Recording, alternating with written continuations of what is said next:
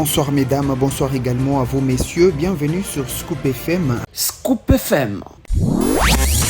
Les titres du journal. À la une de l'actualité, le président Félix Tshisekedi a présidé lundi la deuxième réunion de la Task Force du Haut Commandement militaire. Dans une autre actualité, nous parlerons également de l'ouverture de la 25e session ordinaire du Conseil d'administration de l'Union africaine des télécommunications.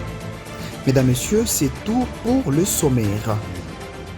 L'actualité, en bref, le président de la République démocratique du Congo, Félix Antoine Tshisekedi Tshilombo, a présidé lundi la deuxième réunion de la Task Force du Haut Commandement militaire. La réunion a réuni le vice-premier ministre chargé de la Défense, le ministre des Finances, les directeurs des cabinets du président, les responsables des services de sécurité et certains conseillers du chef de l'État pour évaluer la situation militaire et sécuritaire dans l'Est de la République démocratique du Congo. Selon un texte de la présidence, le président de la République a défini les orientations à suivre et a donné l'ordre au haut commandement militaire d'exécuter les mesures décidées pour préserver l'intégrité territoriale de la RDC. Au Canada, Vital Kamerhe dénonce que le Rwanda et l'Ouganda sont sur le territoire congolais avec leurs troupes. Le président de l'Assemblée nationale qui participe à la 49e session de l'AFP dénonce le silence assourdissant de la communauté internationale face à cette situation. Suivez le président de l'Assemblée dans ses propos choisis par Modeste Rwanika. Je regrette. Pour préciser une chose, je regrette que la délégation de la FDC soit parmi les plus faibles, la plus forte. Nous sommes au total 8 députés et 2 sénateurs. Au moment où les pays hôtes font la quarantaine, la France plus au moins 40. Ce qui fait que des commissions ont connu l'absence des délégués de la démocratie du Congo, qui ne peuvent prendre part aux travaux que des députés ou des sénateurs. Ceci dit, nous n'avons pas encore donné notre message au niveau de la tribune, mais nous avons commencé à la diplomatie parlementaire. Quand nous avons fini cet échange avec la presse, nous avons rencontré le président des assemblées nationales et des Sénats de l'Afrique pour avoir une stratégie commune en ce qui concerne la diplomatie parlementaire, parce que pour nous, l'Afrique doit aimer l'Afrique. Nous devons éviter l'hypocrisie au moment où nous savons que des pays africains, voisins de la République démocratique du Congo, sont sur le territoire congolais avec leurs troupes et des lances, missiles, comme on l'a dit ce matin sur RFI, mais des armes sophistiquées, rien que les dernières interventions de ces armées qui soutiennent le mouvement terroriste de M23 ont fait des dégâts évalués par les experts des Nations Unies de plus de 500 000 personnes. Les travaux de la 25e session ordinaire du Conseil d'administration de l'Union africaine des télécommunications IAT en sigle ont été lancés ce lundi 8 juillet 2024 à Kinshasa, à l'ouest de la République démocratique du Congo. C'est la première ministre Judith Suminwa Tuluka qui a ouvert ces travaux qui se tiennent à Kinshasa du 8 au 10 juillet 2024 sous auspice du ministère des Postes, Télécommunications et numérique. Suivez.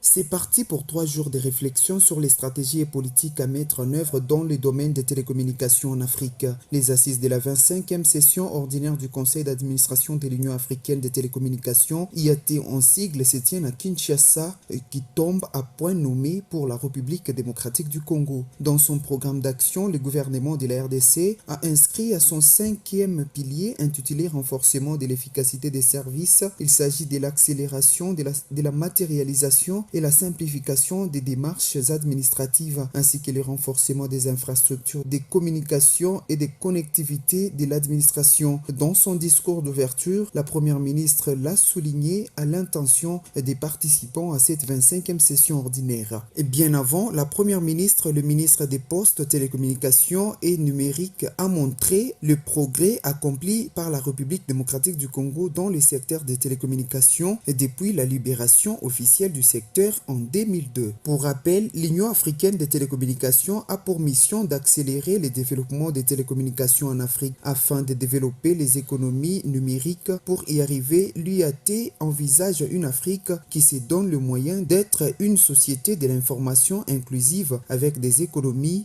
numériques fortes pour un développement social et économique ainsi qu'environnemental durable en Afrique. Bintou Keïta, chef de la MONUSCO, préoccupé par la progression du M23 dans l'est de la République démocratique du Congo, elle a fait part de sa préoccupation lundi 8 juillet devant le Conseil de sécurité à New York aux États-Unis d'Amérique. La représentante spéciale du secrétaire général des Nations Unies en RDC a également dénoncé l'appui du Rwanda au M23. On l'écoute dans ses propos choisis pour vous par Modeste Rwanika. Je suis vivement préoccupée face à la progression rapide du mouvement du 23 mars M23 au Nord Kivu et de son expansion également vers le Sud Kivu. En dépit des nombreuses opérations menées par les FARDC, souvent appuyé par la MONUSCO et la SAMI-DRC. Ces 2 dernières semaines, le M23 a pris plusieurs localités stratégiques au Nord Kivu, notamment la ville de Kanyabayonga, située à cheval sur les territoires du Lubero et du Rutshuru. Lors de la dernière offensive militaire en date, le M23 et ses partisans ont incendié plusieurs bases des FARDC, ce qui a entraîné de nouveaux déplacements de population et est venu accentuer une situation humanitaire et des droits humains déjà catastrophique. Comme l'a indiqué le groupe d'experts qui fait rapport au comité de sanctions créé par le Conseil de sécurité, le gouvernement du Rwanda a renforcé son appui au M23, lui permettant d'obtenir de vastes gains territoriaux dans l'est de la RDC. Cette crise qui évolue rapidement avec les M23 pourrait provoquer un conflit régional. Le tribunal militaire de Kinshasa Gombe a poursuivi à l'audience ce lundi 8 juillet 2024 du procès sur la tentative du coup d'État du 19 mai dernier en République démocratique du Congo à la prison militaire d'Endolo après Marcel Malanga. Ça a été le tour d'autres prévenus. Gracia Akilimali nous en dit plus. D'après Benjamin Zellman, Christian Malanga l'a forcé de faire partir de sa bande avec de menaces de mort. Il dit avoir connu Christian Malanga depuis 2013 à Washington DC lors d'un forum économique et qu'avec lui, il ne parlait qu'affaires. En deuxième lieu, Taylor Christian Thompson a comparu à cette audience. Il est aussi sujet américain. Il a jeté en bloc le fait et dit n'avoir jamais fait une formation militaire. Par ailleurs, le ministère public a démontré procès-verbaux à l'appui que Taylor Christian Thompson est la personne qui pilotait le drone lors de l'opération dans la résidence du président de l'Assemblée nationale Vital Kamerhe. Jean-Jacques Yondo est le troisième prévenu à être convoqué à la barre au cours de cette audience.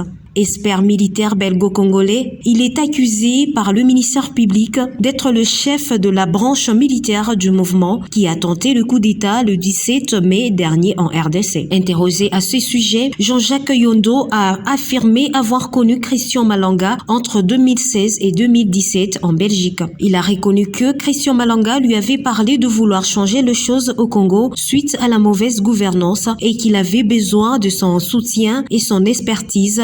sans dire comment. C'est donc à l'audition du vendredi 12 juillet que le tribunal va poursuivre l'audition d'autres prévenus. Ici est de signaler que 51 personnes sont poursuivies dans cette affaire dite de coup d'État manqué. Elles sont accusées de 7 chefs d'accusation, notamment le terrorisme, la détention illégale d'armes et munitions de guerre, tentative d'assassinat, association de malfaiteurs, meurtre et financement du terrorisme.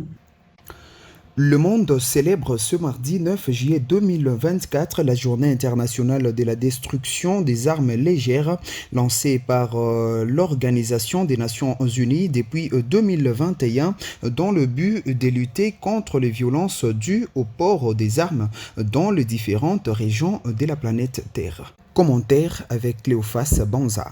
À l'occasion de la Journée internationale de la destruction des armes légères, des victimes de la violence par les armes procèdent à la destruction d'armes aux 4 coins de la planète. Ces actions locales interviennent après la publication par les organisateurs de la campagne pour le contrôle des armes Oxfam, Amnesty International et Réseau d'action internationale sur les armes légères, RAIAL en sigle. Des statistiques révèlent l'existence d'une arme pour 10 habitants dans le monde. En moyenne, 8000 sont détruites chaque année, mais les armes non réglementées reste un problème majeur. La possession illégale des armes par les individus est à la base des milliers de morts et des blessés chaque année. Les armes non réglementées sont utilisées dans des crimes perpétrés partout dans le monde, homicides, déplacements forcés, viols et actes de torture. À l'occasion de cette journée, la directrice d'Oxfam, Barbara Stocking, a mobilisé le monde entier à prendre part à des initiatives visant à attaquer de front les problèmes des armes et plaide pour la création d'un traité international sur le commerce des armes afin de renforcer les actions des différents gouvernements du monde dans cette lutte. Il faut noter que cette journée intervient dans une période où la République démocratique du Congo est secouée par plusieurs cas d'insécurité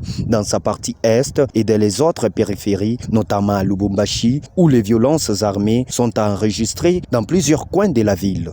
Avant de refermer ces journaux parlant de cette autre actualité, au cours d'une conférence de presse tenue lundi 8 juillet 2024, le ministre honoraire et député national Dr Eteni Longondo, cadre de l'Union pour la démocratie et les progrès social IDPS en sigle, a dénoncé la mégestion du secrétaire général Augustin Kabouya et a appelé à l'organisation d'un progrès. Écoutez les Dr Eteni Longondo dans cet extrait choisi par Gracia Akilimali. Ne devrait pas se sentir seul dans cette guerre. Il devrait sentir qu'il y a des frères et sœurs de lutte, des frères et sœurs de sang politique qui sont à ses côtés pour l'accompagner. Nos frères et sœurs de l'Est devaient réaliser que le parti présidentiel UDPS mobilise la population pour qu'elle participe activement à l'effort de guerre. Au demeurant, rien n'est encore perdu. La réorganisation de notre parti interviendra bientôt, ça je vous l'assure.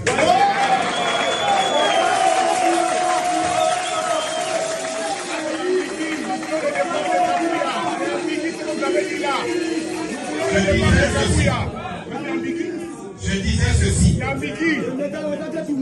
La réorganisation de notre parti interviendra bientôt. Avec le départ de Kabouya. Ça va passer par le départ de Kabouya. Chers amis de la presse, revenons à ce qui nous a motivés pour enclencher la lutte. Mesdames, Messieurs, ça a été un plaisir de vous savoir nombreux à suivre Scoop FM. C'est par ici que nous mettons un point à cette grande édition du journal qui a été réalisée par l'ensemble de la rédaction. Steve Micha était à la technique et Christian Mouchompa nous a coordonné. Gaël Mangala était à la présentation. Je vous retrouve demain avec le même et réel plaisir. Prenez soin de vous car la santé, elle reste prioritaire.